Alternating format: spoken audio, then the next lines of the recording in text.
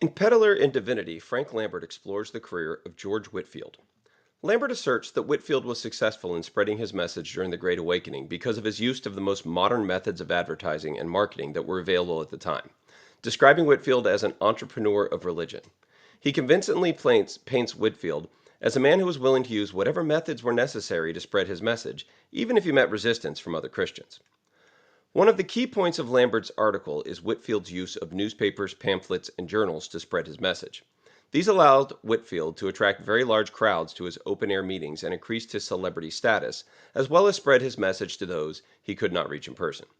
He also partnered with Benjamin Franklin and other secular printers to get these printed materials out, showing a willingness to combine commerce with his evangelical mission. Lambert points out that Whitefield's work shows, quote, a creative tension whereby evangelists such as Whitefield, while preaching against a selfish preoccupation with the pursuit of wealth, employed the tools of trade to promote the gospel. He suggests Whitefield's upbringing working for his family businesses contributed both to his willingness to use marketing to spread the gospel, as well as his skill in doing so. In his introduction, Lambert discusses previous scholarship on Whitefield and states, quote, one imaginative volume has focused on Whitefield's innovations in rhetoric and social communication that challenged local distinctions and authority relations. This could likely be a reference to Religion, Communications, and the Ideological Origins of the American Revolution by Harry Stout that was published in the 1970s. Stout certainly drew the connection between the style of communication that was developed during the Great Awakening and how it helped shape the later ideas of the American Revolution in public discourse. But Stout's work does not go in depth on the marketing aspect of Whitefield's career. Lambert connects Whitefield to modern evangelists like Billy Graham. Writing in 1990, before the internet became so ubiquitous in our society, Lambert would have not known how that medium would be used to advance the gospel message by modern Christian YouTubers like Mike Winger or Wes Huff, or he might have referenced them. There would seem to be a clear connection between what they are doing today and how Whitefield used the new messaging tools of his day.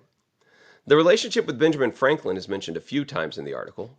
Franklin had a very good relationship with Whitefield despite not being an Orthodox Christian. In his autobiography, Franklin said of Whitefield, quote, he used to pray for my conversion, but never had the satisfaction of believing that his prayers were heard. Ours was a mere civil friendship, sincere on both sides, and lasted to his death. One could argue that for Franklin, it was simply profitable for him to keep the relationship with Whitefield. Lambert brings up more than once that printing stories about Whitefield or publications of Whitefield's sermons and books was good business for the printers.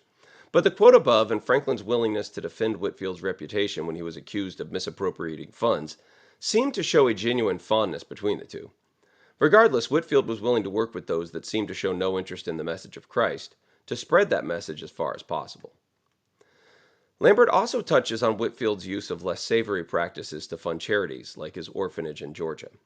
He cites evidence that Whitefield considered smuggling slaves into Georgia, where slavery was illegal, to reduce labor costs at the orphanage.